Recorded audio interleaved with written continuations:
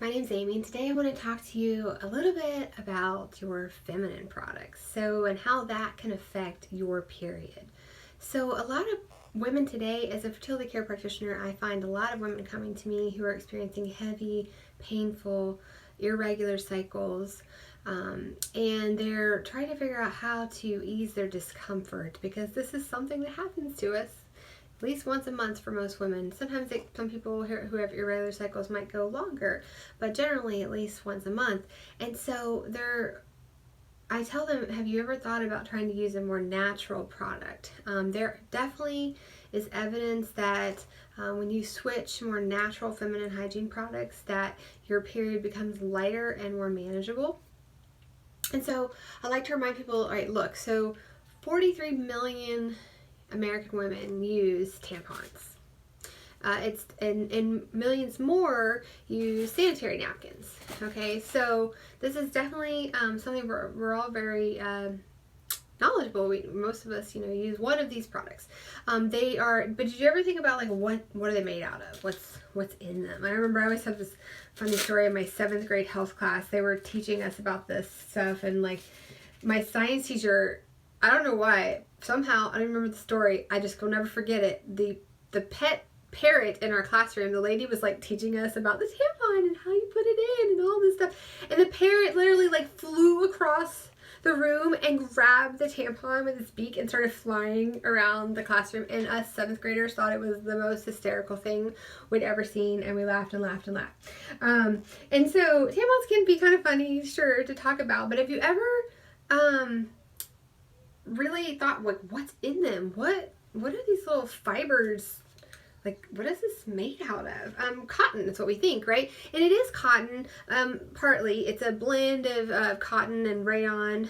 And back in the 90s, up until the late 90s, they used to bleach these with elemental chlorine gas. And ended up finding out that produced something called dioxide.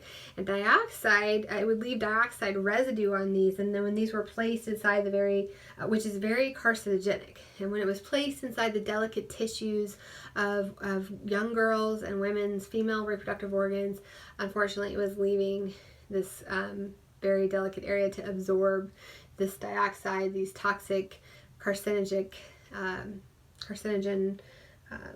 things into their body. So thankfully the FDA banned that, and now what they do is they use a different chlorine-free bleaching process, and also some of them still use, it's a chlorine dioxide gas, and so it's different than the elemental one that they used to use. And so these are considered safe by the FDA.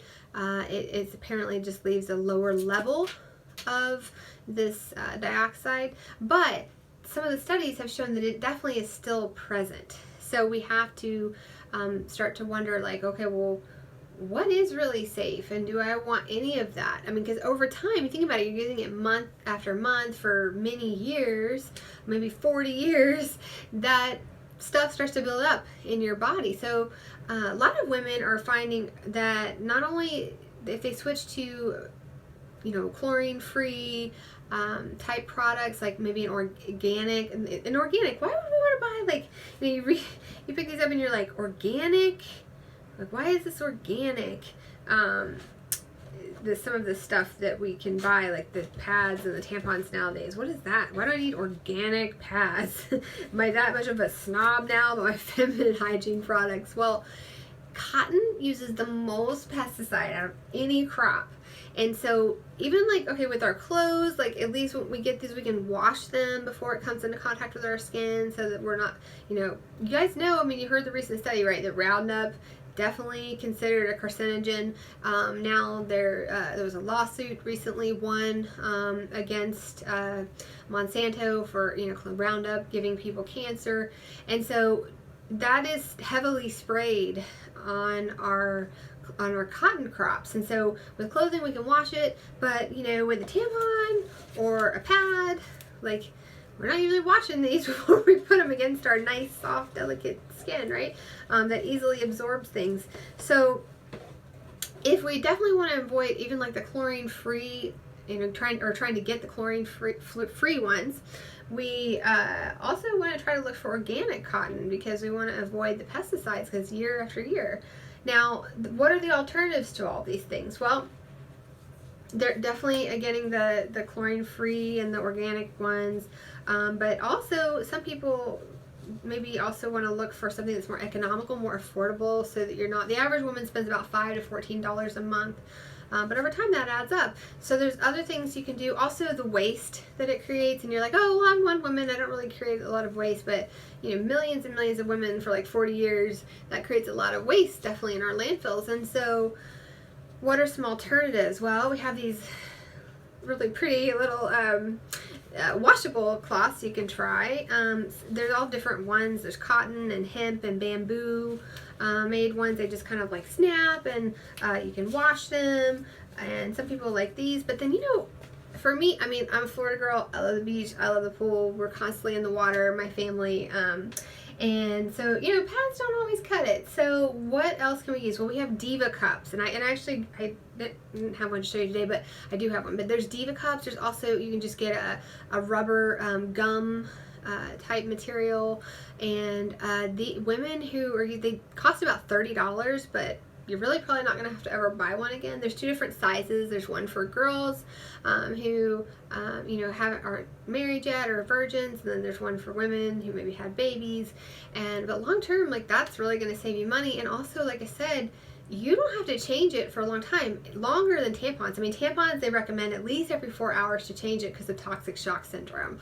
So that really means like probably not sleeping in it, which sometimes can be uncomfortable, right? Or pads, like, not the most comfortable when you're in your period sometimes to sleep in, and they leak and things like that.